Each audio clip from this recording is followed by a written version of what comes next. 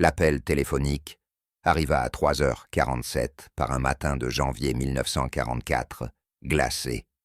À l'autre bout du fil, la voix d'un commandant d'escadron de la Luftwaffe se brisait sous quelque chose de rare chez les pilotes allemands, une véritable confusion mêlée d'un respect à contre-cœur. « Mein Führer » commença-t-il, chaque mot pesé avec soin. Les Américains ont déployé un nouveau groupe de chasse. Ils volent sur des P-51 Mustang à empennage rouge. Ils ne rompent pas la formation. Ils ne poursuivent pas la gloire.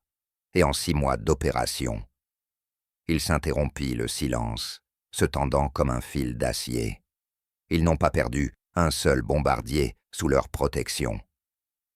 Les doigts d'Adolf Hitler blanchirent autour du combiné. Impossible. Sa Luftwaffe faisait saigner les formations de bombardiers américaines depuis 2 ans. Les mathématiques de la guerre aérienne favorisaient le défenseur. Chaque raid de bombardement au-dessus du Reich aurait dû faire hémorragier des B-17 comme un animal égorgé. Et pourtant voici un rapport qui défiait toutes les hypothèses tactiques, tous les calculs stratégiques. Les Américains avaient en trouvé quelque chose, ou quelqu'un, qui changeait entièrement l'équation.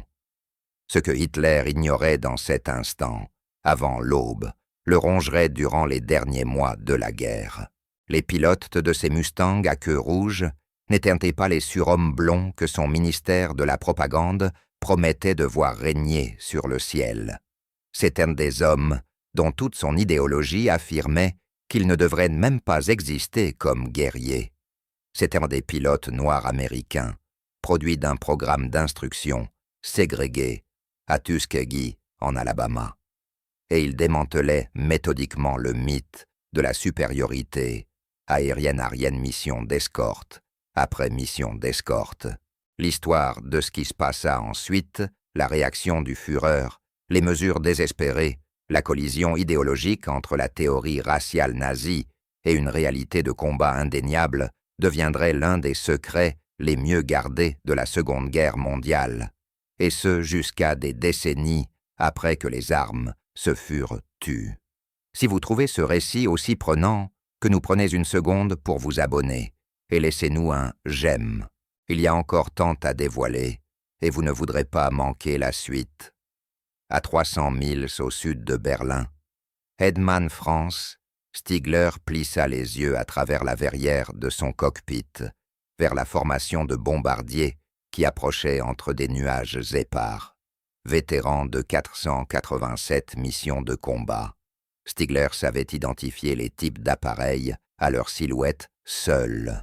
C'étaient des B-17 Flying Fortress, les lourds bombardiers américains, qui larguaient leurs charges sur les villes industrielles allemandes avec une précision mécanique. La cible du jour semblait être les triages ferroviaires de Munich.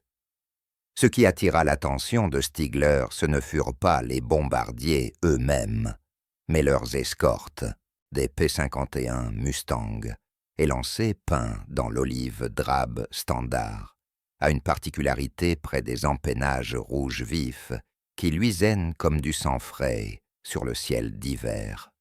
Stigler avait déjà croisé ces escortes particulières à 2 reprises. Les 2 fois, son unité avait subi des pertes disproportionnées. Ces pilotes américains volaient avec une discipline qui paraissait presque anti-américaine, maintenant des formations défensives, serrées, au lieu de se détacher pour engager des combats tournoyants, comme des fous avides de gloire. Stigler arma ses canons et entama son approche d'attaque. Les chasseurs, à queue rouge, réagirent immédiatement, non par la poursuite agressive, attendue, mais par des ajustements de position au millimètre qui fermaient chaque interstice de la formation de bombardiers. C'était comme regarder des pièces d'échecs se mouvoir. Chaque pilote de Mustang anticipait ses 3 prochains vecteurs d'attaque possibles et les éliminait avant qu'ils puissent s'y engager. Il sélectionna un B-17 à la traîne qui avait légèrement décroché sous la formation. Son moteur numéro 3 traînait, une fumée sombre. Proie facile. Stigler poussa sa manette des gaz, plongeant depuis 28 000 pieds le soleil dans le dos. Les Mustangs à queue rouge auraient dû être aveugles à sa présence pour encore 8 secondes. 7, 6. Une balle traçante claqua à hauteur de sa verrière, à 5 secondes. Impossible. L'angle n'était pas le bon. La géométrie ne tenait pas. Sauf si Stigler se tordit le cou et aperçut un Mustang isolé aux surfaces de queue cramoisie, suspendu sur le dos à 3000 pieds, au-dessus de la formation. Son pilote avait anticipé l'exact vecteur d'attaque qu'aucun pilote allemand ne devait annoncer. L'Américain attendait, observait, calculait. Stigler rompit l'attaque le cœur battant à tout rompre. En 23 mois de combat, il n'avait jamais affronté des pilotes qui pensaient 3 coups d'avance comme des grands maîtres. Ce n'étaient pas les cow-boys américains téméraires que Goebbels décrivait dans ses émissions de propagande. C'étaient des techniciens, des chirurgiens du combat aérien, qui avaient étudié chaque tactique de la Luftwaffe et développé des contre-mesures à la lisière du précognitif. De retour à la base, Stigler déposa son compte rendu de mission avec un luxe de détails inhabituels. Les chasseurs, à queue rouge, démontraient une efficacité au combat environ 40%, supérieure à celle des groupes de chasse américains standards. Leur taux de protection des bombardiers frôlait l'impossibilité statistique. Soit les Américains avaient développé une nouvelle doctrine tactique, soit ils avaient recruté des pilotes formés selon une méthodologie fondamentalement différente. Ce que Stigler n'inclut pas dans son rapport, ce qu'il ne parvenait pas vraiment à formuler même pour lui-même, c'était l'implication plus profonde. Si des pilotes américains noirs, des hommes que son propre gouvernement classait comme racialement inférieurs, surpassèrent les meilleurs de la Luftwaffe, alors tout ce que le Reich avait promis sur la suprématie aryenne relevait de la fiction démontrable. La dissonance cognitive était trop immense pour être affrontée directement, alors Stigler se concentra sur les détails techniques et laissa le cratère philosophique intact. Son rapport atterrit sur un bureau à Berlin 36 heures plus tard. Un analyste du renseignement souligna 3 phrases au crayon rouge et transmit le document dans la chaîne de commandement. En une semaine, il parvint jusqu'au bureau de Hitler, accompagné de 17 rapports similaires venus d'autres unités de la Luftwaffe, tous décrivant le même phénomène des performances de combat exceptionnelles du 332e groupe de chasse et de leurs appareils à queue rouge distinctifs. Le Führer lut chaque rapport 2 fois, son visage s'assombrissant à mesure qu'il tournait les pages. La réalité était en train de mener une rébellion armée contre toute sa vision du monde, et la mutinerie se produisait dans le ciel clair de l'Allemagne, là où chacun pouvait la voir. Il fallait agir.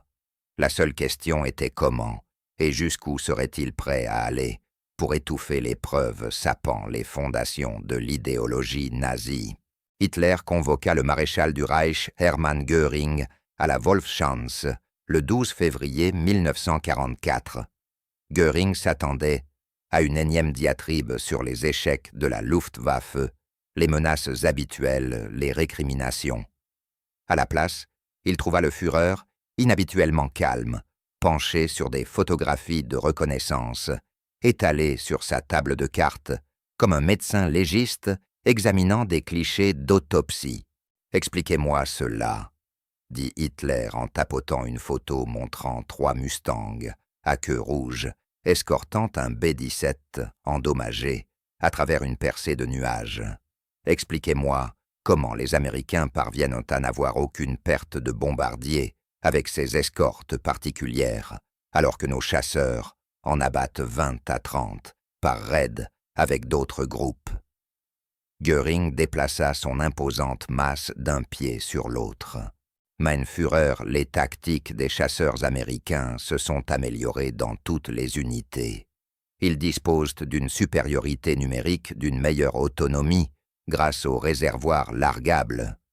N'insultez pas mon intelligence avec des généralités, coupa Hitler, sa voix descendant au registre qui précédait ces explosions légendaires.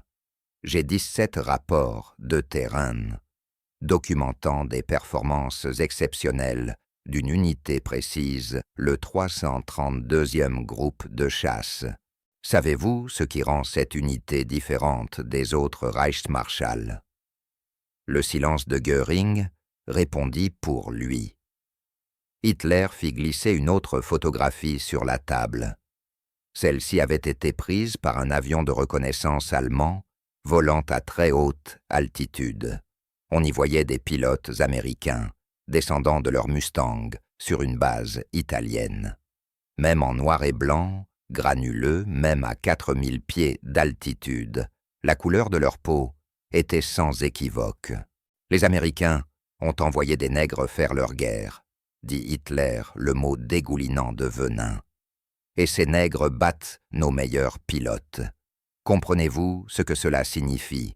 Saisissez-vous le désastre de propagande, si cela devient de notoriété publique. Göring comprit parfaitement. La théorie raciale nazie avait construit une hiérarchie élaborée avec les Aryens au sommet et les Africains tout en bas. Si des pilotes noirs surpassèrent les as allemands, toute la structure idéologique s'effondrait comme un bâtiment aux fondations pourries. La propagande soviétique s'en répéterait pendant des années. Le moral américain grimperait en flèche. Pire encore, cela soulèverait des questions chez les citoyens allemands, déjà épuisés par des années de guerre et de promesses non tenues. « Que suggérez-vous, Mein Führer » demanda Göring prudemment. Hitler se détourna des photographies et fixa par les fenêtres blindées la forêt de Prusse orientale au-delà. D'abord, suppression complète de l'information. Tout pilote qui rencontre ces chasseurs à queue rouge recevra des ordres explicites, aucune mention de la race des pilotes américains, dans les rapports officiels, les cantines ou les lettres envoyées chez eux. Quiconque viole cette directive sera immédiatement traduit en cour martiale pour atteinte au moral militaire. Et ensuite, la voix de Hitler se durcit. Vous élaborerez personnellement une réponse tactique qui éliminera cette unité. Je me moque des ressources nécessaires. Je me moque de devoir redéployer des escadrons d'autres fronts. Je veux que le 332e groupe de chasse soit détruit complètement et publiquement, d'une manière qui démontre la supériorité de la Luftwaffe sans équivoque. Göring avala difficilement. Détruire un groupe de chasse spécifique nécessitait de concentrer les forces sur des points d'interception connus, ce qui signifiait retirer des moyens de défense protégeant les villes allemandes. Cela revenait à accepter davantage de pertes de bombardiers ailleurs pour obtenir une victoire de propagande contre une seule unité américaine. La logique militaire était absurde, mais Göring avait appris à ne pas discuter les obsessions de Hitler. « Je vais développer des options immédiatement, promit-il. Vous ferez plus que cela, continua Hitler. Vous lancerez aussi une opération de renseignement parallèle. Je veux tout savoir sur ces pilotes, comment ils ont été sélectionnés, comment ils ont été formés, ce qui les rend si efficaces. Trouver leurs faiblesses psychologiques, tactiques, n'importe quoi, d'exploitable.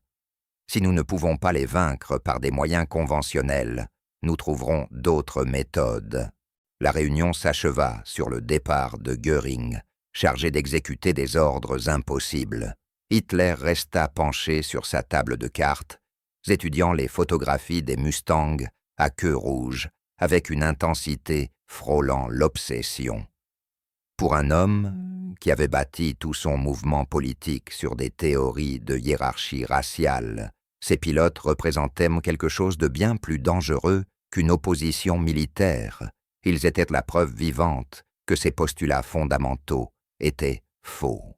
Dans les jours qui suivirent, son cercle rapproché remarqua un changement dans son comportement. Il devint obsédé par les rapports de combat aériens, exigeant des mises à jour sur chaque engagement, impliquant le 332e groupe. Lorsque ses conseillers tentaient d'attirer son attention sur des questions stratégiques plus urgentes, l'avancée des Soviétiques, la menace d'invasion en France, l'effondrement de la production Hitler ramenaient toujours la conversation vers les chasseurs à queue rouge. Ce fut Joseph Goebbels qui saisit la psychologie profonde à l'œuvre. Le ministre de la Propagande comprenait que l'idéologie hitlérienne nécessitait une validation constante par les faits réels. Chaque victoire militaire allemande servait de preuve de la supériorité aryenne. Chaque avancée technologique démontrait la domination intellectuelle de la race prétendument supérieure. Mais ces pilotes noirs américains brisaient le récit d'une manière impossible à ignorer ou à rationaliser. Goebbels aborda le problème avec son cynisme habituel. Si on ne pouvait pas les vaincre militairement, on les vaincrait par le récit. Il ordonna à son ministère de concevoir des explications alternatives au succès du 330e. Peut-être pilotaient-ils des appareils plus récents, peut-être bénéficiaient-ils de missions plus faciles, ou peut-être étaient-ils en réalité des pilotes blancs mal identifiés par la reconnaissance allemande. La vérité n'avait aucune importance, seule l'histoire racontée comptait. Pendant ce temps, Göring rassembla son état-major de planification tactique. L'objectif était clair, concevoir une bataille aérienne massive, infligeant des pertes catastrophiques au 332e groupe de chasse. La Luftwaffe sacrifierait d'autres avantages pour concentrer une force écrasante en un seul point, là où les Mustangs à queue rouge pourraient être isolés et anéantis. Mais planifier une telle opération s'avéra plus complexe qu'anticipé. Le 330 n'opérait pas de façon indépendante. Il était intégré à de vastes formations de bombardiers américains, protégés par plusieurs groupes de chasse. Les isolés nécessitaient de prédire leur calendrier d'affectation, une information classifiée, ce qui signifiait percer la sécurité opérationnelle américaine ou compter sur une chance extraordinaire. L'état-major de Göring commença à surveiller le trafic radio, à analyser les schémas de mission et à tenter de décrypter les communications américaines. Ils construisirent des modèles statistiques pour prédire quelle formation de bombardiers le 332e escorterait en se basant sur les cibles et les missions précédentes. C'était un travail de renseignement d'une ampleur habituellement réservée aux grandes opérations stratégiques, entièrement concentrées sur la destruction d'un seul groupe de chasse pour des raisons qui n'avaient rien à voir avec la nécessité militaire et tout à voir avec la protection d'une idéologie contre des faits dérangeants. Le capitaine Robert Wilson sentit les forces G lui comprimer la colonne vertébrale, tandis qu'il faisait pivoter son Mustang sur le dos, suspendu à ses sangles de harnais, scrutant le ciel en dessous, à la recherche de chasseurs allemands. La formation de bombardiers qu'il protégeait 18 B-10 en route pour Stuttgart ronronnait à 24 000 pieds leur traînée de condensation, traçant des lignes blanches à travers le ciel de février, comme de la craie, sur une ardoise bleue.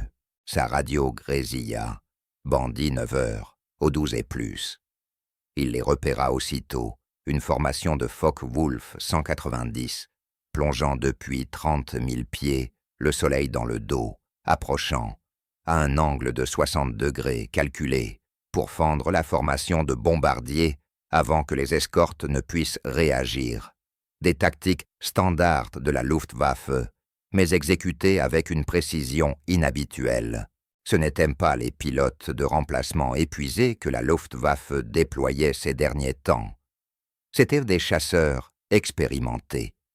Escadrille rouge étendait à gauche, escadrille bleue maintenait la couverture haute, ordonna Wilson, la voix calme malgré l'adrénaline. Son escadron avait répété ce schéma défensif tant de fois qu'il en était devenu réflexe: ne jamais poursuivre de cibles individuelles, ne jamais rompre la formation, pour la gloire rester avec les bombardiers et forcer les Allemands à passer à travers eux. Les Focke-Wulf s'engagèrent dans leur piqué accélérant jusqu'à 400 miles à l'heure.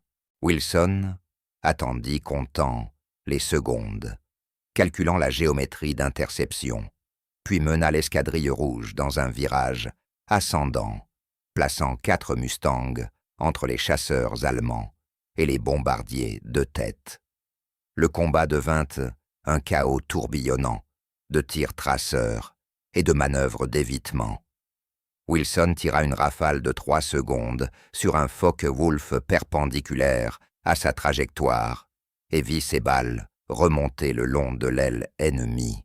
L'appareil se cabra traînant une fumée noire, puis se mit en vrille avant de quitter la zone de combat. Mais quelque chose clochait les chasseurs allemands, ne rompaient pas après leur première passe, comme à l'accoutumée. Ils se reformaient, revenant pour une seconde attaque. Les instincts tactiques de Wilson, aiguisés par 87 missions de combat, lancèrent des signaux d'alarme. Ce n'était pas une interception de raid standard, c'était autre chose. « Talbert, tu as la 2e vague en visuel », appela Wilson à son ailier. « Négatif leader, ciel dégagé au nord. » Et attends bandit midi niveau portée 4 miles. Bon sang, on dirait qu'il y en a une 30aine. L'estomac de Wilson se contracta. Le premier groupe avait été une diversion forçant ses chasseurs à dépenser munitions et énergie, pendant qu'une force beaucoup plus nombreuse se repositionnait. On l'avait précisément attiré dans le type d'engagement qu'il avait passé 2 ans à éviter. La seconde vague se composait de Me-109 et de FW-190, en formation mixte, une attaque coordonnée, qui laissait supposer une planification soignée plutôt qu'une interception opportuniste. Wilson fit un calcul en une fraction de seconde.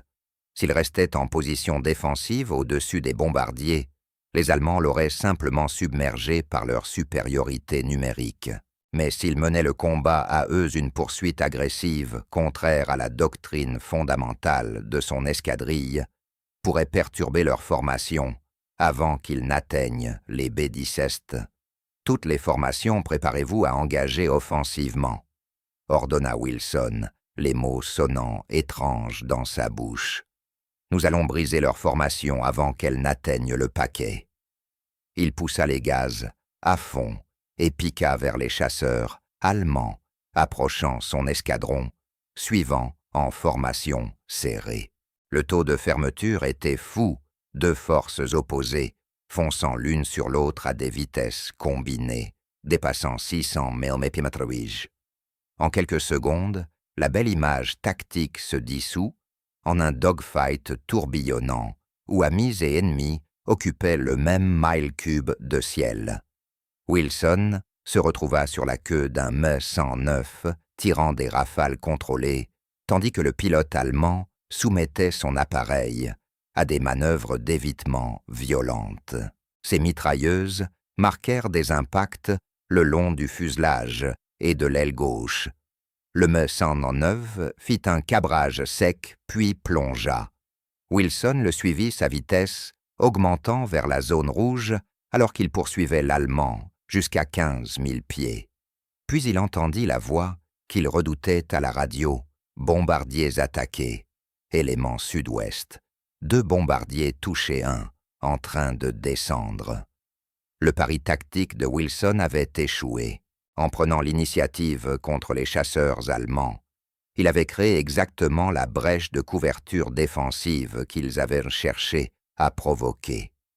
La Luftwaffe avait sacrifié la deuxième vague comme nouvelle diversion, tandis qu'un troisième groupe, mais où diable avait-il trouvé autant de chasseurs, s'était faufilé pour attaquer les bombardiers.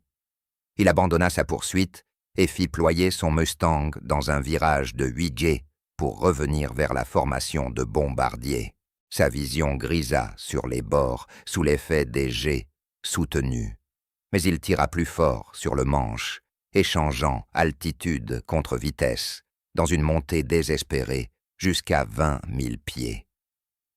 La scène qui l'accueillit était le cauchemar de tout pilote d'escorte des chasseurs allemands, pullulent au milieu de la formation, comme des loups parmi des moutons. 2 BD-7 traînaient flammes et fumées, l'un déjà en spirale, morte, avec des membres d'équipage qui tombaient, hors des sorties d'urgence. Des parachutes s'épanouissaient blancs contre la terre sombre, en dessous. Les bombardiers restants s'étaient resserrés leurs tirs défensifs, formant un cône de balles traçantes et d'étuis vides, mais les pilotes de la Luftwaffe poursuivaient leurs attaques avec une détermination suicidaire. Wilson replongea dans la mêlée, mais il se trouvait hors de position à court de munitions, face à un ennemi qui avait planifié cet engagement avec un soin méticuleux. Pour la première fois de sa carrière de combat, il se sentit vraiment déjoué. Les Allemands avaient étudié ses tactiques, identifié la philosophie défensive de son escadron et conçu un scénario destiné à exploiter précisément la seule faiblesse de leur doctrine, l'impossibilité d'être en plusieurs lieux à la fois. Le débriefing après la mission de Stuttgart dura 3 heures. Le capitaine Wilson resta assis sur une chaise en toile, dans l'attente des opérations, tandis qu'un officier du renseignement le martelait de questions sur les schémas d'attaque allemands, la composition des forces et les innovations tactiques. Bilan 2 bombardiers perdus, 7 endommagés, 9 membres d'équipage tués, 14 blessés, les pires pertes subies par l'escadron de Wilson lors d'une mission d'escorte. Il savait, dit Wilson, doucement, en regardant ses mains. Ce n'était pas une interception aléatoire. Ils ont planifié cet engagement pour vaincre nos tactiques défensives. L'officier du renseignement, un major de Philadelphie, qui n'avait jamais volé au combat, parut sceptique. Vous suggérez que la Luftwaffe a conçu une opération visant spécifiquement votre escadron. Je ne le suggère pas. Je vous dis ce qui s'est passé là-haut, 3 vagues de chasseurs, chacune positionnée pour exploiter notre réaction à la vague précédente. Ils ont accepté des pertes dans les 2 premières vagues pour créer des ouvertures dans la 3e. Ce n'est pas la doctrine tactique allemande standard. C'est une planification de mission spécifique. Dans quel but? Abattre 2 bombardiers ne justifie guère les ressources que vous décrivez. Wilson croisa le regard de l'officier. Ce n'était pas à propos des bombardiers, c'était à propos de nous, à propos de prouver qu'ils pouvaient battre les pilotes de Tuskegee. L'attente se tut. Tous comprirent ce que Wilson n'osait pas dire. Directement la race du 332nd Fighter Group faisait d'eux des cibles au-delà des considérations militaires normales. La Luftwaffe ne combattait pas seulement des pilotes américains. Elle combattait la menace symbolique que ces pilotes représentaient pour l'idéologie nazie. Le colonel Benjamin Davis, commandant du 392 même, arriva au débriefing à mi-séance. Il écouta le récit de Wilson sans interruption, son expression demeurant impassible. Quand Wilson eut fini, Davis congédia l'officier du renseignement et referma le rabat de la tente. « Combien de missions avez-vous volé, capitaine ?» demanda Davis. « 87, monsieur. » Et durant ces 87 missions, combien de fois avez-vous rencontré une planification tactique aussi sophistiquée? Jamais, monsieur.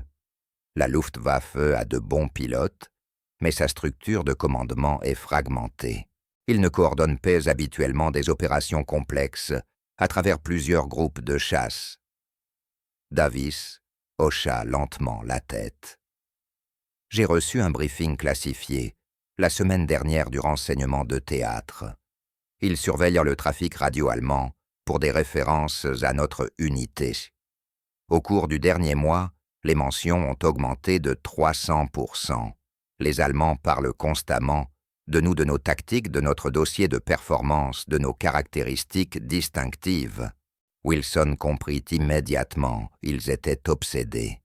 Pire qu'obsédés, menacés idéologiquement, et des hommes désespérés prennent des décisions dangereuses. Davies sortit un dossier de sa serviette et en tira plusieurs photographies de reconnaissance prises par des vols à haute altitude au-dessus de bases de la Luftwaffe dans le sud de l'Allemagne. Vous remarquez quelque chose d'inhabituel. Wilson étudia les images. Elles montraient des concentrations d'avions de chasse bien supérieures au déploiement défensif habituel. Ils massaient des forces en préparation de quelque chose d'important. Le renseignement estime qu'ils ont puisé des chasseurs dans 3 secteurs défensifs différents et les ont concentrés à proximité des routes probables des bombardiers. Ils sacrifiaient la protection des villes allemandes pour masser des forces dans des zones spécifiques où ils s'attendaient à nous rencontrer. Les implications étaient stupéfiantes. La Luftwaffe était si focalisée sur la destruction du 332e qu'elle acceptait une vulnérabilité stratégique ailleurs. L'aviation d'Hitler prenait des décisions opérationnelles, peu sensées, guidées par des impératifs idéologiques plutôt que par la logique militaire. « Que faisons-nous, monsieur ?» demanda Wilson. Davis resta silencieux un long moment, ses doigts tambourinant contre le dossier. « Nous nous adaptons. Les tactiques défensives qui nous ont servi pendant 6 mois sont désormais une faiblesse. Les Allemands ont résolu ce puzzle. Alors donnons-leur un autre puzzle à résoudre. » Au cours de la semaine suivante, Davis redessina la doctrine tactique du 332e. Au lieu d'une simple escorte défensive, ils opéreraient en formation, en couches, certaines sections, maintiendraient une protection serrée des bombardiers, tandis que d'autres se positionneraient pour contrer la réaction allemande aux éléments défensifs. C'était un jeu d'échecs en 3 dimensions, à 300 mph, exigeant une confiance et une communication supérieure à tout ce qui était demandé aux pilotes des autres groupes de chasse. Wilson passa des heures avec ses chefs d'escadrille, répétant les nouveaux schémas au-dessus de la campagne italienne. Les pilotes comprenaient l'enjeu. Ils menaient 2 guerres, simultanément le conflit militaire contre l'Allemagne et le conflit idéologique contre tous ceux qui croyaient que les hommes noirs ne pouvaient pas exceller comme aviateurs de combat. « Mon frère m'a écrit la semaine dernière », dit un lieutenant Bailey pendant une pause d'entraînement. Il est toujours en Alabama. Il travaille à la base de Tuskegee comme mécanicien. Il dit qu'il suit nos comptes rendus de mission comme des scores de baseball. Il dit que les gens là-bas regardent tout ce que nous faisons. Pas de pression. Un autre pilote plaisanta, mais l'humour sonna creux. Ils ressentirent tous le poids de la représentation, la conscience que leurs performances seraient généralisées à toute une race par ceux qui cherchaient des raisons de confirmer leurs préjugés. Wilson changea de sujet. On refait la formation en piles fractionnées encore une fois. Les Allemands vont nous jeter tout ce qu'ils ont lors de la prochaine mission, et il faut que ce schéma devienne automatique. Ils firent des exercices d'entraînement jusqu'à ce que les réserves de carburant s'amenuisent, puis débriefèrent, mangèrent, dormirent, et recommencèrent le cycle. Des ordres arrivèrent par les canaux. Le prochain grand raid de bombardement viserait des usines d'avions près de Munich, une cible à haute valeur Phi, qui garantirait une forte réaction de la Luftwaffe. La veille de la mission, Wilson était allongé dans sa couchette, écoutant le lointain roulement de l'artillerie sur le front italien. Il pensa aux pilotes allemands qui essaieraient de le tuer le lendemain et se demanda si l'un d'eux remettait en question l'idéologie qui rendait ce combat plus personnel que purement militaire. Probablement pas. Les gens examinent rarement les fondements de leur vision du monde, surtout quand ces fondements justifient leur position dans la hiérarchie sociale. Il pensa aussi au Führer assis dans son bunker quelque part en Allemagne, obsédé par les photographies de reconnaissance des Mustangs à queue rouge. Hitler avait bâti un empire sur la promesse de la supériorité aryenne. Et maintenant cet empire s'effritait tandis que des pilotes noirs protégeaient les bombardiers américains. Avec une efficacité sans précédent, la dissonance cognitive devait être atroce. Tant mieux qu'il en souffre, que chaque mission réussie ronge davantage la certitude du Führer. Laissez l'écart entre la théorie nazie et la réalité observable s'élargir jusqu'à engloutir toute l'idéologie pourrie. Wilson ferma les yeux et se força à s'endormir. Demain apporterait une nouvelle bataille dans cette guerre sans fin. Mais demain, le 332e volerait selon de nouveaux schémas conçus pour contrer les adaptations allemandes. Il démontrerait la même souplesse et l'innovation tactique qui faisait d'eux le groupe d'escorte le plus efficace du théâtre méditerranéen. Et quelque part en Allemagne, quelqu'un déposerait un autre rapport contredisant tout ce que les nazis promettaient au sujet de la hiérarchie raciale. Le poids cumulatif de ces contradictions ne mettrait peut-être pas fin à la guerre, mais il contribuerait à démolir les mensonges qu'il avait commencés. La rage du Führer se manifesta par un silence glacial, plutôt que par l'explosion attendue. Göring resta au garde-à-vous dans la salle de briefing, la sueur perlant sur son front, malgré le froid de février, regardant Hitler étudier les rapports après action de la mission de Munich, avec l'attention méthodique d'un pathologiste examinant des prélèvements à la recherche d'une malignité. Vous avez concentré 43 chasseurs de 3 groupes distincts, dit enfin Hitler d'une voix à peine plus haute qu'un chuchotement. Vous avez conçu un engagement spécifiquement destiné à submerger le 330e par la supériorité numérique et la surprise tactique, et le résultat fut... Rappelez-moi le résultat. Le Reichsmarschall Göring s'éclaircit la gorge. 4 chasseurs, allemands perdus, 7 endommagés.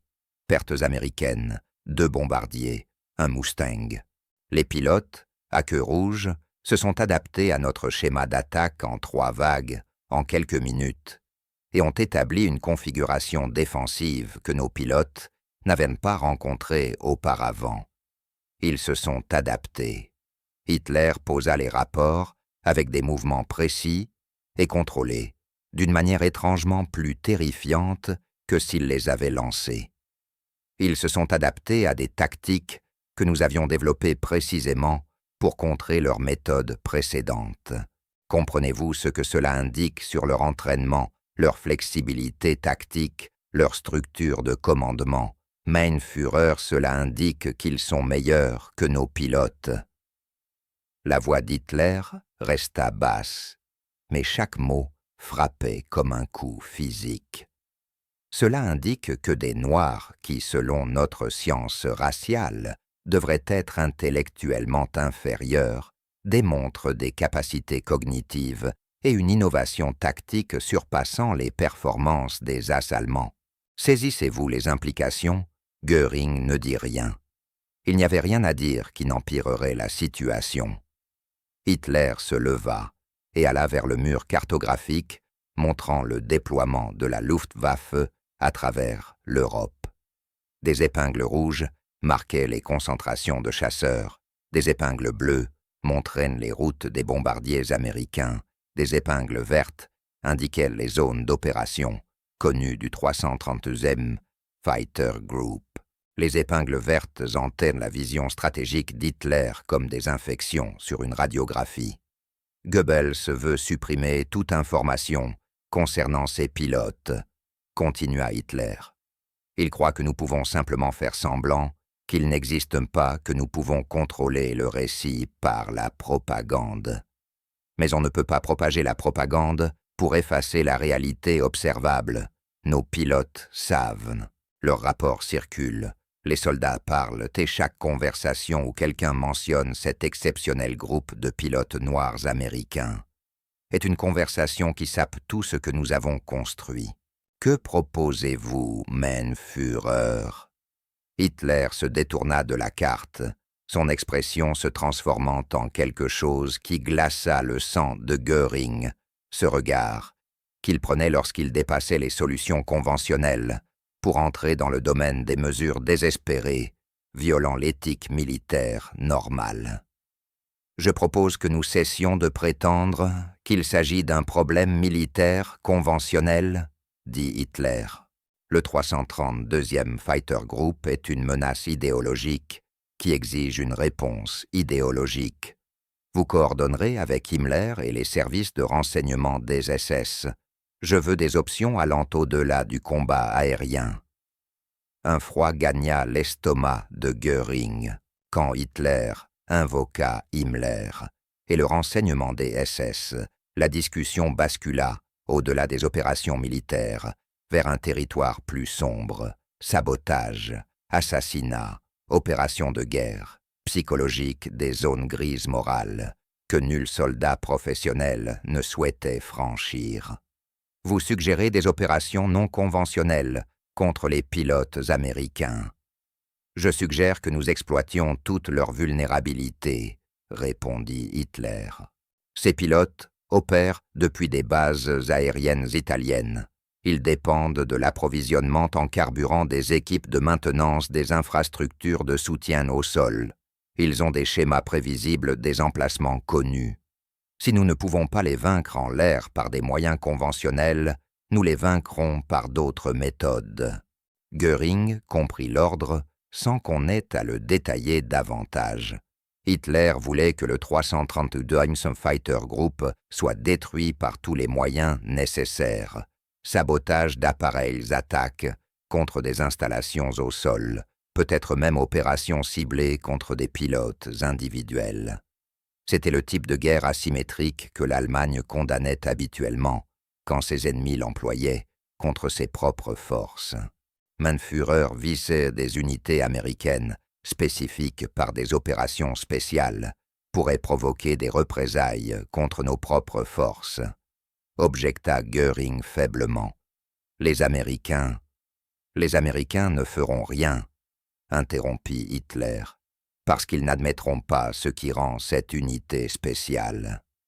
Ils ne peuvent pas rendre publique la race de ces pilotes sans mettre en lumière leur propre ségrégation militaire et leurs politiques raciales intérieures. Nous opérons dans un espace où les deux camps ont intérêt à garder le silence. Cela nous donne une liberté d'action. C'était une logique tordue, mais pas entièrement fausse. L'armée américaine pratiquait bien la ségrégation. La couverture médiatique des Tuskegee Airmen aux États-Unis était limitée et soigneusement contrôlée.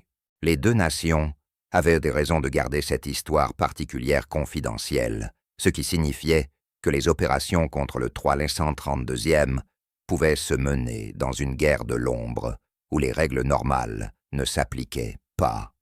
Göring quitta la réunion avec l'ordre de se coordonner avec le SS Obersturmbannführer Brunner, chef du bureau principal de la sécurité du Reich.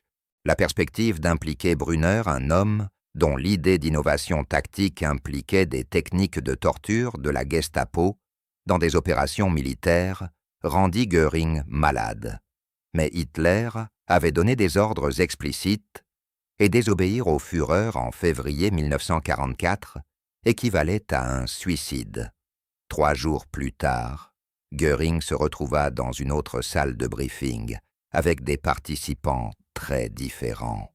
Le capitaine Brunner était assis en face de la table son visage cicatrisé impassible, encadré par 2 officiers du renseignement SS qui prenaient des notes avec la précision mécanique d'hommes consignant des atrocités pour mémoire. Le Führer a demandé des opérations de contingence contre le 332e groupe de chasse américain, commença Göring, détêtant chaque mot. Plus précisément des opérations qui exploitent des vulnérabilités au sol, plutôt que des engagements aériens. Le capitaine Brunner sourit, une expression dépourvue de chaleur. J'ai déjà commencé une analyse préliminaire. L'unité opère depuis l'aérodrome de Ramitelli dans le sud de l'Italie. La sécurité y est standard pour l'armée américaine compétente, mais pas exceptionnelle. L'activité des partisans italiens dans la région fournit une couverture pour des opérations d'infiltration.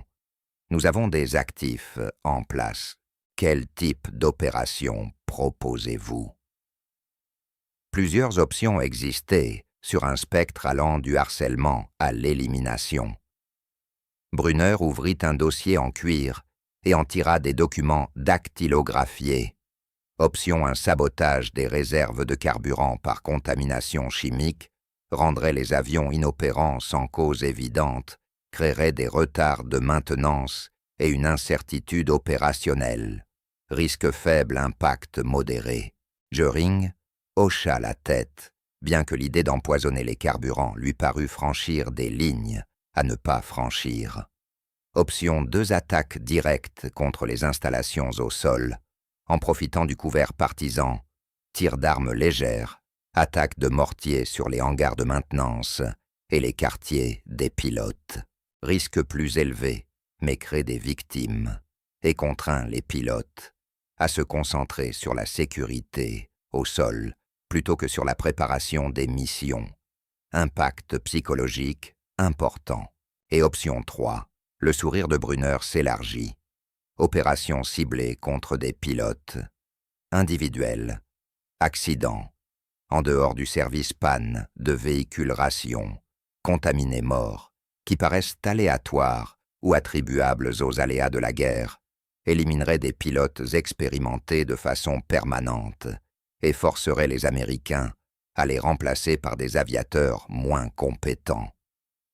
La pièce tomba silencieuse.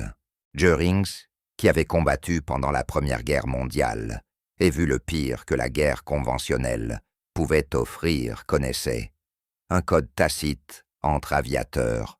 On combattait dans le ciel selon des règles qui préservaient une parcelle d'honneur. Brunner proposait un meurtre déguisé en accident, l'assassinat de pilotes ennemis en dehors des opérations de combat, et cela franchissait des frontières éthiques. Les questions d'éthique sont des luxes pour les nations qui peuvent se les permettre, répondit Brunner calmement. L'Allemagne se bat pour sa survie. Le Führer a identifié le 332e comme une menace idéologique qui sape nos principes fondamentaux. Éliminer cette menace par des moyens non conventionnels est une nécessité stratégique, pas un échec éthique. Göring voulut argumenter, repousser la proposition et quitter le briefing, mais il avait vu ce qui arrivait aux officiers qui défiaient les ordres explicites d'Hitler. Les camps de concentration n'étaient pas plus réservés exclusivement aux Juifs et aux prisonniers politiques. Quiconque était jugé défaillant ou insuffisamment engagé dans la guerre totale risquait de se retrouver dans des trains vers l'Est. Je présenterai ces options au Führer, dit Göring, en rassemblant les documents. L'autorisation finale devait venir de lui, directement. Bien sûr, acquiesça Brunner, bien que je soupçonne que nous savons tous les deux laquelle il choisira. La prédiction se révéla exacte. Lorsque Göring informa Hitler des 3 options, le Führer sélectionna l'option « 2 attaques directes contre les installations au sol, avec autorisation d'escalade vers l'option 3, si des opportunités se présentaient. » Hitler voulait que le 332e se sente traqué, qu'il subisse la même pression psychologique qu'il infligeait aux forces allemandes par ses performances exceptionnelles. Des ordres furent envoyés via des canaux chiffrés aux opératifs SS en Italie. Des plans furent traces pour attaquer l'aérodrome de Ramitelli, avec un calendrier visant à coïncider avec la prochaine grande opération de bombardement, forçant ainsi les Américains à partager leur attention entre le combat aérien et la sécurité au sol. C'était la guerre asymétrique dans sa forme la plus impitoyable, motivée non par une nécessité militaire, mais par l'incapacité d'un homme à concilier la réalité observable avec la certitude idéologique. Pendant ce temps, à l'aérodrome de Ramitelli, le capitaine Wilson et ses camarades pilotes se préparaient pour leur prochaine mission. Ignorant que la guerre s'était étendue au-delà du combat aérien pour prendre une tournure plus sombre et plus personnelle, ils se concentraient sur l'entraînement au vol, la maintenance des appareils, les briefings de mission, le rythme ordinaire de l'aviation militaire. Ils ne savaient même pas qu'ils allaient devenir la cible d'une obsession qui s'étendait du bunker d'Hitler aux salles de planification des SS jusqu'aux opératifs partisans parcourant la campagne italienne avec armes et explosifs. La guerre de l'ombre commençait et personne côté américain ne reconnut le danger avant qu'il ne fût trop tard. L'explosion survint à 03h47, le 8 mars 1944. Le capitaine Wilson fut projeté hors du sommeil par un souffle qui ébranla sa couchette et fit voler en éclats les vitres du quartier des pilotes. Il se roula au sol par réflexe, le cœur battant, saisit le pistolet qu'il gardait au holster, accroché au pied de son lit. Dehors, des flammes orangées s'élevaient dans le ciel d'avant l'aube depuis le hangar de maintenance. Des explosions secondaires suivirent des bidons d'essence s'enflammèrent. En chaîne, des munitions détonèrent dans la chaleur, le claquement distinctif des charges éclatait. Wilson enfila des bottes et courut vers la ligne de vol avec des dizaines d'autres pilotes et mécaniciens, tous se dirigeant vers l'incendie, alors que tous leurs instincts de survie hurlaient de fuir dans la direction opposée. Le hangar de maintenance fut une perte totale. 3 P-51 Mustang qui s'y trouvaient furent détruits leurs cellules en aluminium fondant en sculptures abstraites sous la chaleur de 2000 degrés. Pire encore fut le coût humain. 2 mécaniciens de l'équipe de nuit, travaillant sur des réparations de moteurs, furent retrouvés morts dans les débris, une fois les incendies maîtrisés au lever du jour.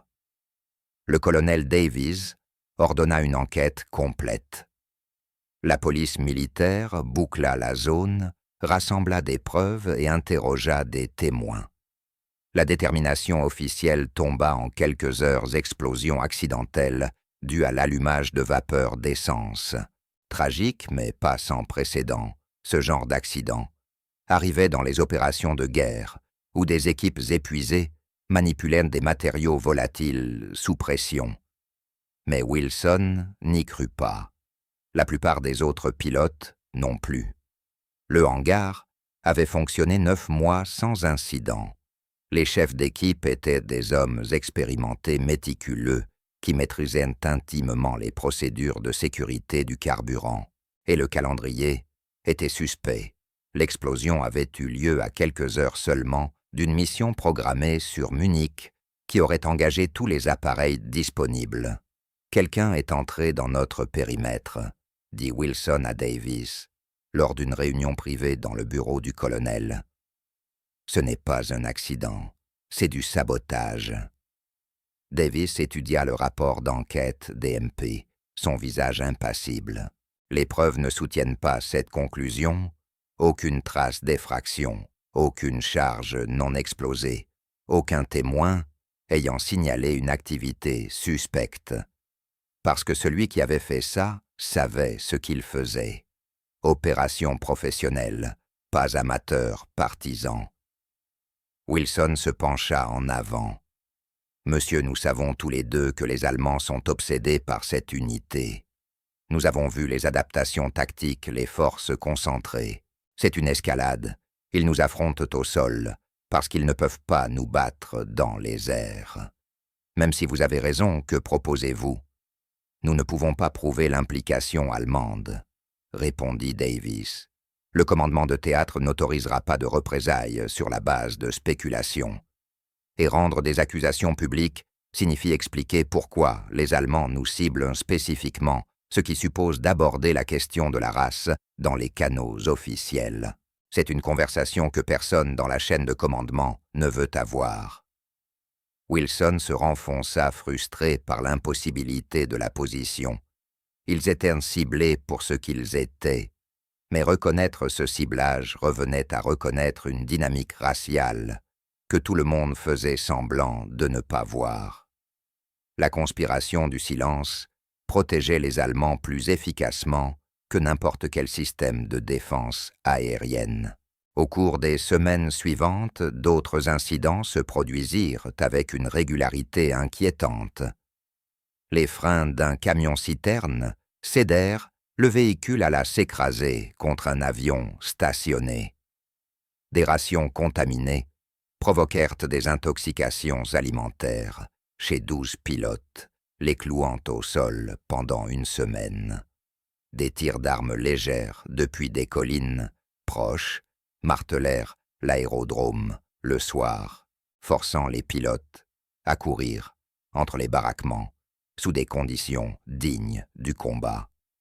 Chacun de ces incidents était pris isolément explicable comme un accident ou une activité partisane, aléatoire, mais collectivement, ils traçaient un schéma de harcèlement conçu pour dégrader l'efficacité opérationnelle par une mort par 1000 coupures.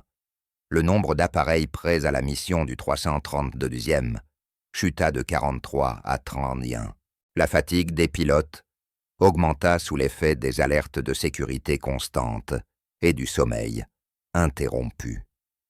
Le moral des équipes au sol se détériora alors que les mécaniciens effectuaient des heures supplémentaires pour réparer des dommages de sabotage déguisés en panne mécanique. L'impact psychologique était exactement ce que Hitler avait voulu des pilotes, qui auraient dû concentrer leur énergie sur la tactique aérienne, la dépensaient désormais à surveiller les infiltrations. Les équipes de maintenance inspectaient les avions avec une minutie paranoïaque, ajoutant des heures aux procédures de routine. L'efficacité de l'unité déclina, non parce que les Allemands les avaient vaincus en combat, mais parce qu'ils avaient introduit un élément d'incertitude et d'angoisse qui érodait l'énergie et l'attention. Wilson remarqua un changement dans ses propres performances. Pendant les missions, une partie de son esprit restait à Ramitelli, s'inquiétant de ce qui pourrait se passer pendant son absence. La division mentale dégrada sa prise de décision tactique de manière subtile mais mesurable. Sa précision de tir diminua de 3%. Son temps de réaction aux appels radio s'allongea de fractions de secondes. De petites dégradations, mais en combat aérien, où les marges déterminent la survie même de petites pertes, comptent. Le colonel Davis demanda des renforts de sécurité, au commandement de théâtre plus de police militaire, de meilleures défenses périmétriques, un soutien de contre-espionnage, mais les ressources étaient étirées. À travers tout le théâtre italien, les forces américaines se préparaient à la percée d'Anzio et à la pousser vers le nord, en direction de Rome. Personne ne voulait détourner des moyens pour protéger un seul groupe de chasse contre des menaces hypothétiques sans preuve définitive. Nous sommes livrés à nous-mêmes, dit Davis à ses officiers supérieurs lors d'une réunion de commandement. Le théâtre ne nous aidera pas, parce que nous aider signifierait reconnaître que nous avons besoin d'une protection spéciale en raison de ce que nous sommes. Cette reconnaissance ouvrirait des questions sur la raison même de notre ségrégation. Alors nous nous adaptons avec nos propres ressources. Ils mirent en place leurs propres mesures de sécurité. Des pilotes se portèrent volontaires pour les gardes alternant les rondes pendant la nuit. Les équipes au sol établirent des protocoles d'inspection vérifiant chaque système sur chaque appareil avant chaque vol. Ils installèrent des détecteurs de mouvement autour du périmètre et constituèrent des équipes d'intervention rapide, pouvant se mobiliser en quelques secondes après une alarme. C'était un travail épuisant, en plus des opérations de combat régulières. Mais progressivement, les améliorations de sécurité produisirent des résultats. Un infiltré partisan fut surpris en train de placer des explosifs près du dépôt de carburant et capturé avant qu'il ne puisse les déclencher. Lors de son interrogatoire, il avoua avoir été payé par le renseignement allemand via des intermédiaires. Un autre infiltré fut intercepté près des quartiers des pilotes, avec des aiguilles empoisonnées destinées à être glissées dans les rations. Les arrestations confirmèrent ce que Wilson avait soupçonné. Ils étaient la cible d'une campagne allemande coordonnée, opérant en dehors des opérations militaires conventionnelles. Mais la confirmation naît guère, quand personne, en position d'autorité, ne voulait reconnaître publiquement l'existence de cette campagne.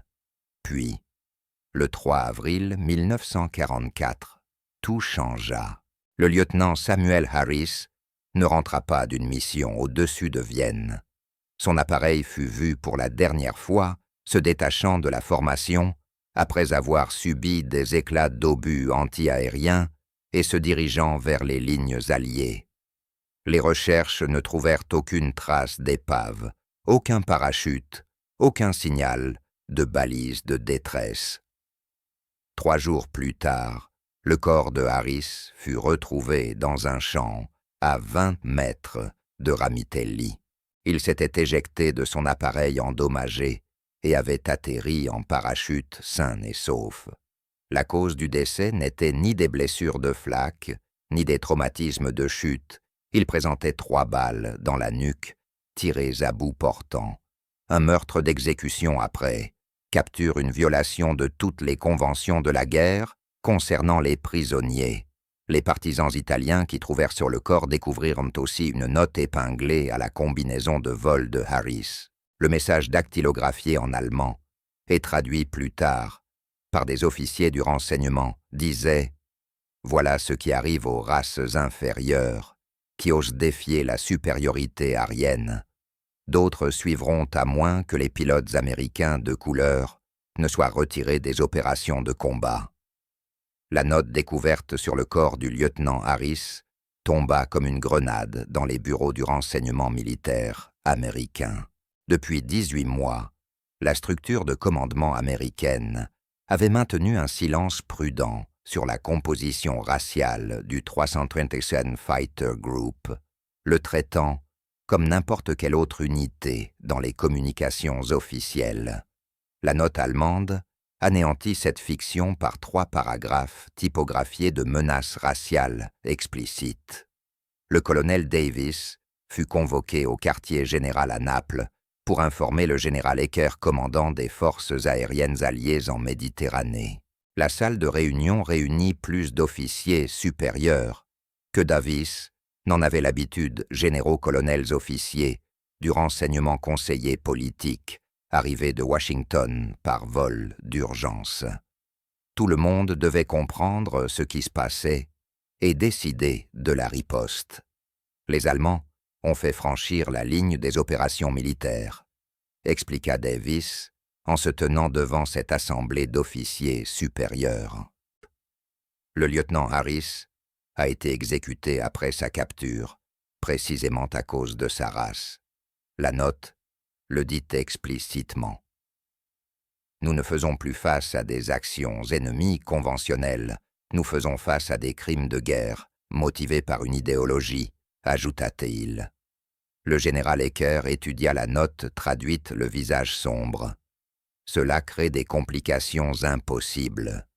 Si nous publions cela, nous reconnaissons le ciblage racial, ce qui signifie évoquer la ségrégation dans les forces américaines. Le Congrès tiendra des auditions.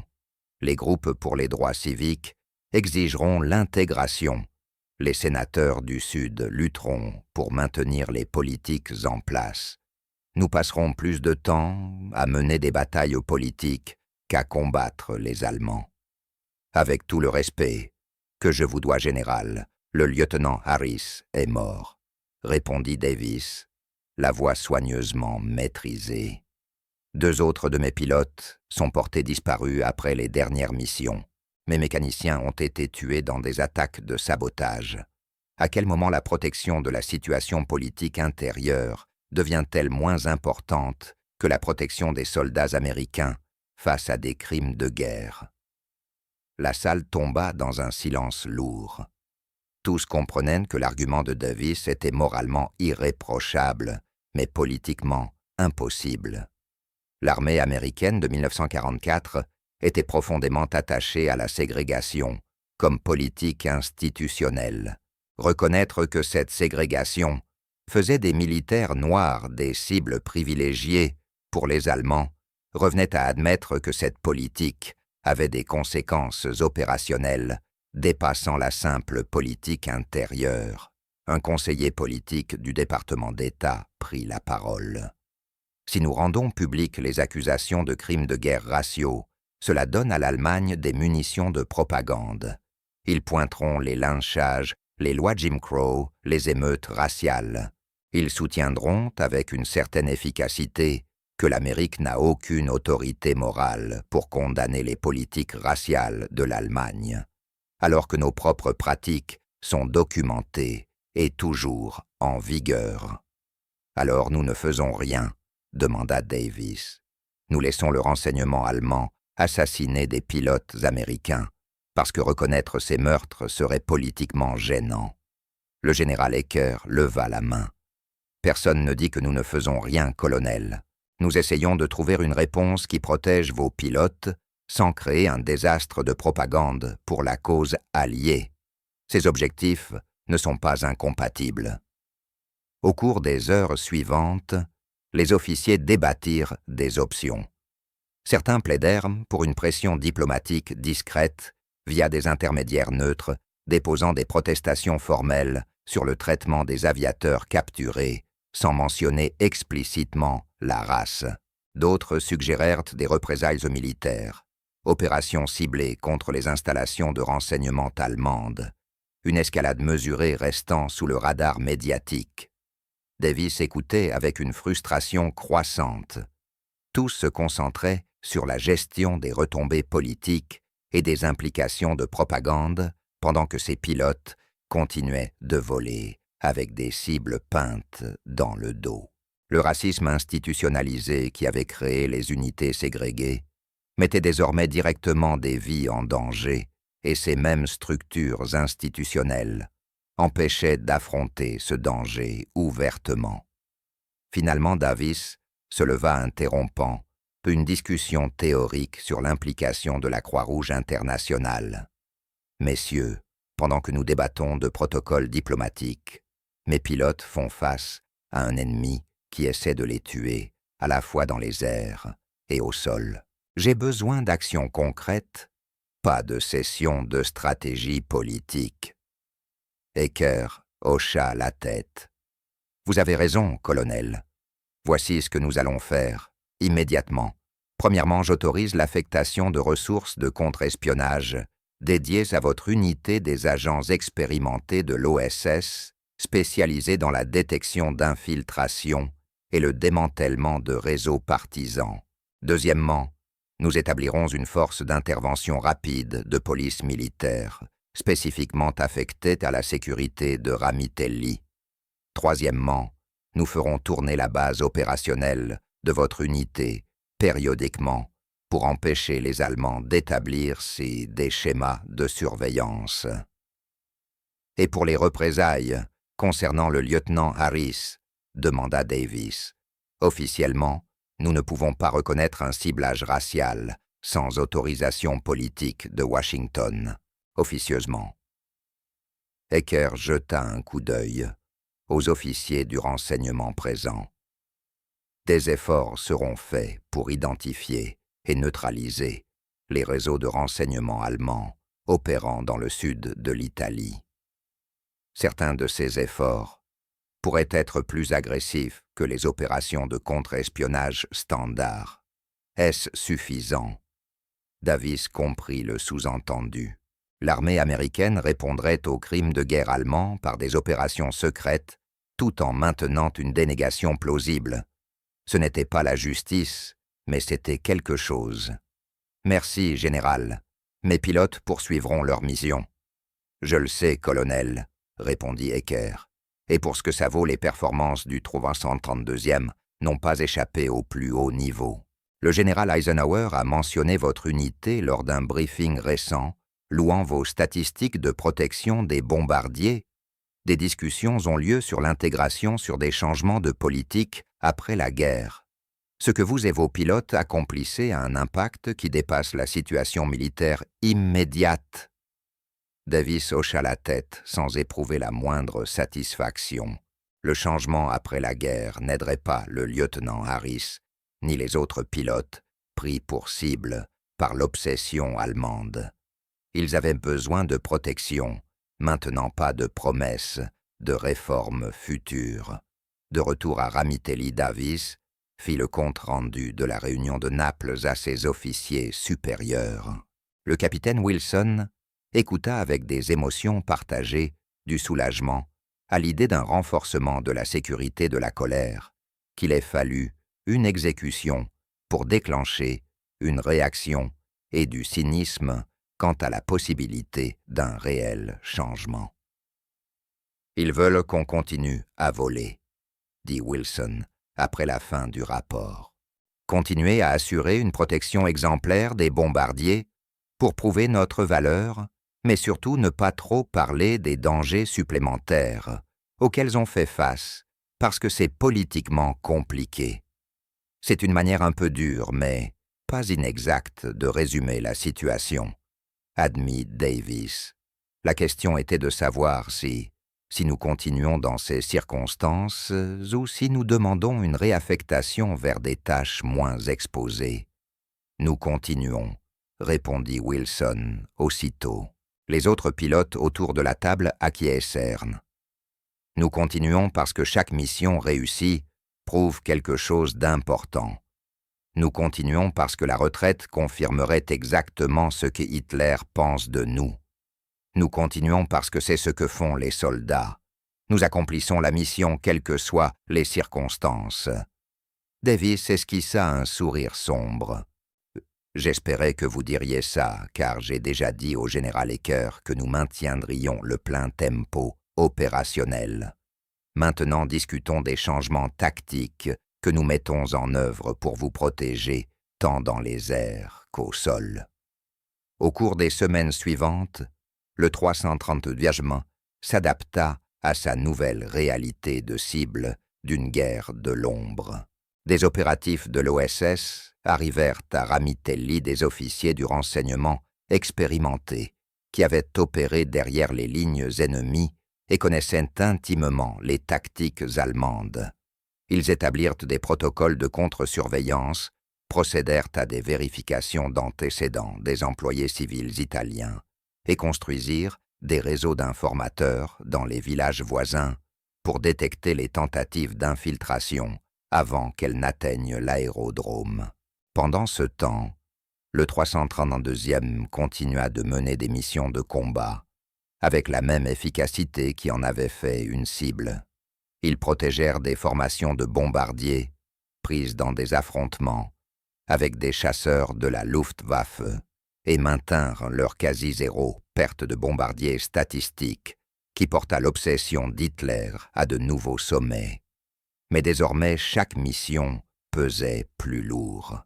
Les pilotes comprenaient qu'ils combattaient pour quelque chose qui dépassait les objectifs militaires. Ils luttaient pour prouver leur humanité à un ennemi qui niait son existence. Ils se battaient pour prouver leur valeur à une nation qui les séparait, pour survivre à des menaces opérant hors des règles normales de la guerre. Et quelque part en Allemagne, Hitler suivait leur succès continu avec une rage devenue plus froide et plus dangereuse à mesure que les preuves s'accumulaient, que sa vision fondamentale du monde n'était qu'une fiction bâtie sur des mensonges.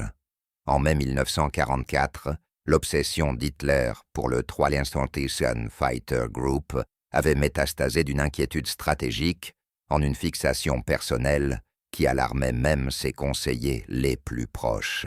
Il exigeait des rapports quotidiens sur les activités de l'unité, étudiait les photographies de reconnaissance à la loupe et éclatait de colère quand les rapports montraient la poursuite du succès des bombardements américains sous leur protection. Martin Bormann observait avec une inquiétude croissante l'état mental du Führer se détériorer. L'homme qui avait autrefois commandé des armées sur plusieurs fronts passait désormais des heures à analyser des rapports tactiques sur un seul escadron de chasse, comme si toute la conception qu'avait Hitler de la réalité dépendait de la destruction de ces pilotes précis, ou de la démonstration que leur succès était d'une façon ou d'une autre frauduleux. Les Américains ont perdu 3 bombardiers au-dessus de Pêche hier, mentionna Bormann lors d'un briefing matinal, tentant de ramener l'attention d'Adler sur des sujets plus stratégiques. Notre production pétrolière roumaine se poursuit malgré de fortes raids. Hitler jeta à peine un coup d'œil au rapport sur Pêche. Les pilotes à queue rouge étaient-ils présents à Pêche? Non, mein Führer. Les renseignements indiquent qu'ils étaient affectés au raid de Munich le même jour. Et quels sont les résultats du raid de Munich? Bormann consulta ses notes à contre-cœur. 17 bombardiers ont atteint leurs objectifs. Aucune perte pendant la mission. 2 bombardiers endommagés par la DCS, mais revenus à la base. La mâchoire d'Hitler se crispa. 0 perte encore. Combien de missions consécutives le 335 a-t-il accompli sans perdre de bombardiers sous leur protection? 68, mein Führer. Le chiffre resta suspendu dans l'air comme un acte d'accusation. 68 missions où des pilotes afro-américains avaient opéré sans faute, protégeant leurs charges face à une opposition concentrée de chasseurs allemands et à un feu intense de DCA 68 donnés, qui contredisait la théorie raciale nazie si profondément que les admettre aurait exigé le démantèlement des fondements idéologiques du régime. Goebbels avait renoncé à essayer de supprimer l'information sur les Tuskegee Airmen. Par la propagande, trop de pilotes allemands les avaient rencontrés, trop de rapports documentaient leur efficacité. Au lieu de cela, Goebbels passa à une stratégie d'explication alternative. Peut-être que les Américains donnaient à ces pilotes des missions plus faciles, peut-être leurs avions étaient supérieurs, peut-être s'agissait-il en réalité de pilotes blancs, mal identifiés par la reconnaissance allemande. La vérité importait peu seule, l'histoire comptait. Mais aucune de ces explications alternatives résistait au contact des rapports de combat réels. Le 335 accomplissait les mêmes missions que les groupes de chasse blancs, affrontaient souvent une opposition plus lourde. Leurs avions étaient des P-51 Mustang standards, identiques à ceux des autres unités, et leurs statistiques d'engagement montraient des tactiques de combat agressives, non une avoidance prudente. La vérité était indéniable, des pilotes afro-américains surpassaient leurs homologues blancs et humiliaient la Luftwaffe. Et cette vérité rongeait Hitler de l'intérieur. Je veux que les opérations d'infiltration en Italie soient intensifiées, ordonna Hitler. Je veux que les attaques contre leur aérodrome soient doublées. Je veux que toutes les ressources que nous pouvons épargner soient dirigées vers la destruction de cette unité. Mein Führer, dit prudemment Bormann, les ressources nécessaires pour des opérations d'infiltration en Italie sont considérables. Nous faisons déjà face à l'avancée alliée sur le front italien, à la préparation de l'invasion attendue de la France et à la gestion de l'activité partisane dans les territoires occupés. concentrer nos moyens contre un seul groupe de chasse américain reviendrait à affaiblir nos capacités ailleurs. Je m'en moque. La voix d'Hitler était tombée dans ce murmure glacé qui précédait ses colères légendaires. Il ne s'agit plus d'efficacité militaire. Il s'agit de prouver que notre compréhension fondamentale du monde est correcte. Si des nègres peuvent exceller comme pilotes de chasse, si des races inférieures peuvent vaincre des guerriers aryens, alors tout ce que nous avons construit repose sur des mensonges. Tout ce que nous avons promis au peuple allemand est une fiction. Je n'accepterai pas cette conclusion. Je ne le peux pas. Bormann reconnut la spirale psychologique dans laquelle le Führer s'était enfermé. Tout son mouvement politique reposait sur la hiérarchie raciale. Admettre que cette hiérarchie était fausse revenait à affronter l'horreur de tout ce qui avait été fait en son nom, les camps de concentration, les massacres de masse, les guerres d'agression, justifiées par la prétendue supériorité aryenne. La dissonance cognitive était trop immense pour être affrontée directement. Alors, l'esprit d'Hitler emprunta la seule échappatoire possible, nier la réalité elle-même. « Je transmettrai vos ordres aux services concernés », dit calmement Bormann. Dans les semaines suivantes, les ressources allemandes affluèrent vers les opérations d'infiltration en Italie en quantité dépourvue de toute logique stratégique. Des agents SS, qui auraient dû traquer les réseaux partisans, furent redéployés pour tenter de percer la sécurité de la base aérienne de Ramitelli. Des armes et explosifs destinés aux opérations anti-partisans furent détournés vers des missions de sabotage visant le 3. Fighter Group. Les services de renseignement allemands élaborèrent des profils détaillés de pilotes américains individuels cherchant des vulnérabilités exploitables. Mais les Américains s'étaient adaptés. Les équipes de contre-espionnage de l'OSS détectaient les tentatives d'infiltration avant qu'elles n'atteignent leur cible. La sécurité de Ramitelli avait été renforcée à un niveau comparable à celui d'un quartier général, et les pilotes, eux-mêmes, demeuraient vigilants dans les airs, comme au sol, opérant en unité cohésive, guettant les menaces sous tous les angles. La guerre de l'ombre, que Hitler avait déclenchée, échouait tout comme la campagne aérienne conventionnelle avant elle. Mais cet échec ne fit qu'intensifier son obsession. Si la réalité refusait de se conformer à son idéologie, il rejetterait la réalité et construirait un récit alternatif dans lequel ses croyances resteraient valides. En juin 1944, alors que les forces alliées débarquaient sur les plages de Normandie et ouvraient le second front qu'il redoutait, le Führer passa sa matinée à discuter des tactiques pour détruire le 3. Fighter Group. Ces généraux échangèrent des regards inquiets, mais ne dirent rien. Tous comprenaient que l'état mental d'Hitler était précaire, que sa prise sur le réel s'était relâchée, au point que le fantasme et le fait s'entremêlaient. L'homme qui avait autrefois conquis la majeure partie de l'Europe était désormais réduit à s'acharner sur des pilotes américains qu'il ne rencontrerait jamais, dont le succès sapait tout ce en quoi il croyait. C'était une tragédie appropriée. Hitler détruit par le simple fait observable que les capacités humaines ne se distribuant pas selon ses théories raciales. Pendant ce temps, le capitaine Wilson et ses camarades continuèrent leur mission inconscient, qu'ils occupaient une place centrale dans l'univers mental, en décomposition du Führer. Ils volaient, combattaient, protégeaient les bombardiers, puis rentraient à la base pour recommencer. Ils faisaient face aux tentatives d'infiltration, enquêtaient sur les sabotages, pleuraient les pilotes, victimes de crimes de guerre, et s'adaptaient à des circonstances qui les dépassait.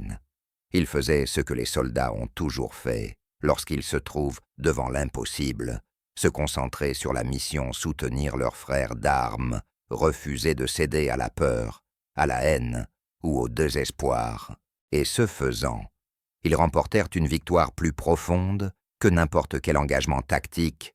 Ils prouvèrent par la démonstration indéniable de leurs compétences que l'idéologie fondée sur la hiérarchie raciale était une fiction et que le potentiel humain transcendait les catégories artificielles imposées par le fanatisme.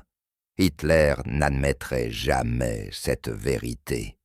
Son idéologie ne pouvait pas survivre à son contact, mais l'histoire, elle enregistra les faits, indépendamment de ce que Hitler choisit de croire.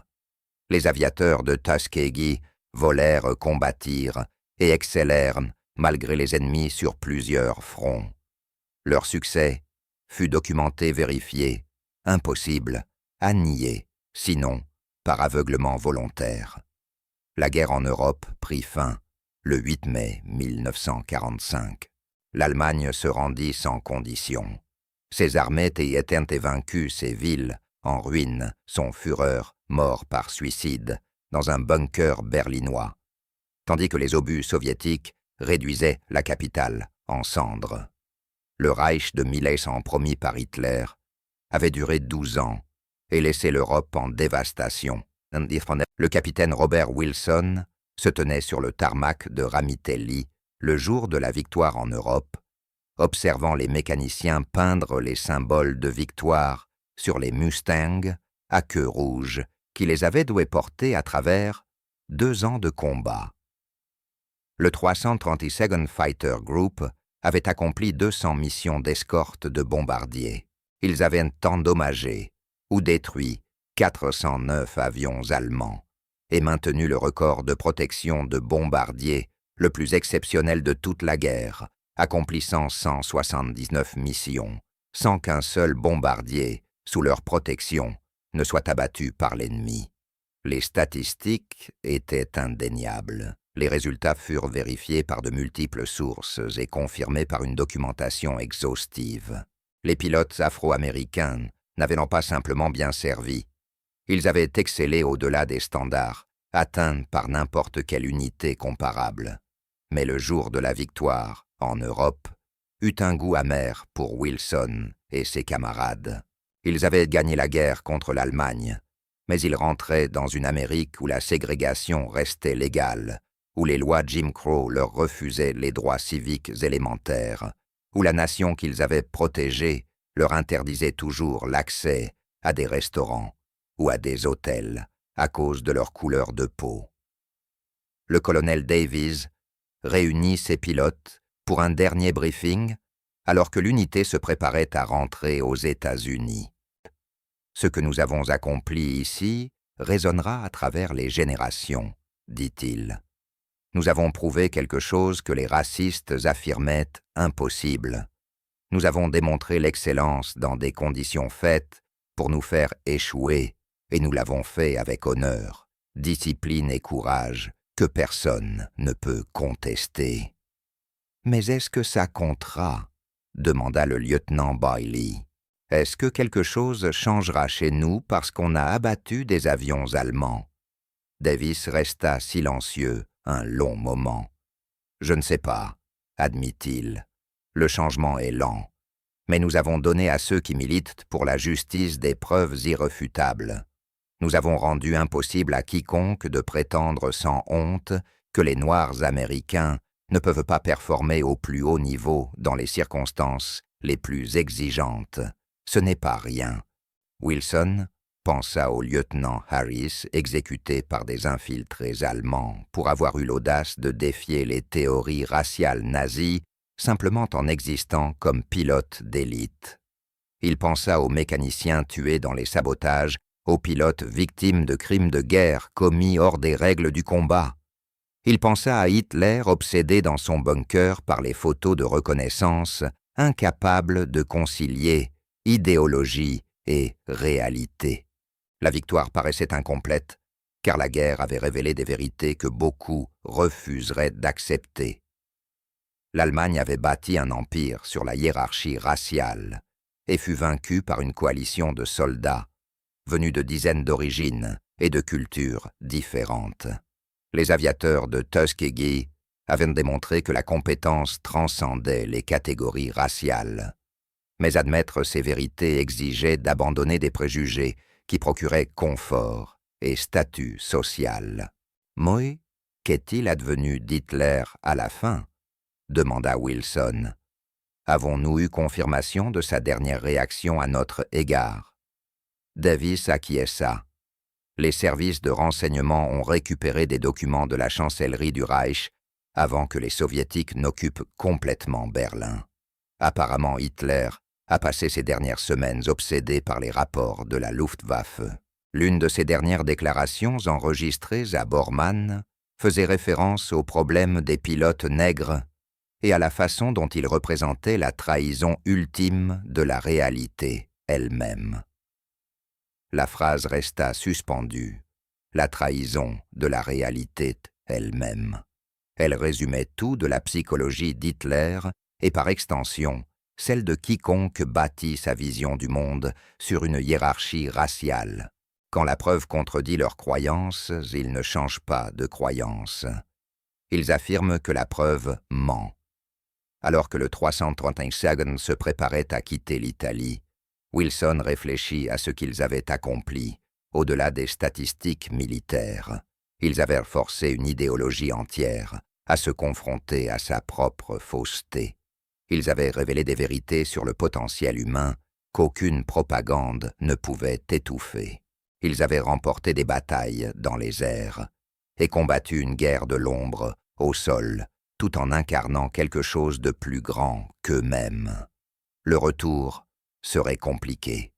Ils rentreraient en héros décorés, ayant servi leur pays, avec distinction, pour affronter une nation qui continuait de leur refuser l'égalité. Mais ils rentreraient aussi ici avec des preuves que personne ne pourrait balayer. Dossiers de combat, rapports de missions vérifiés, succès documentés, établissant de nouveaux standards d'excellence dans l'aviation militaire.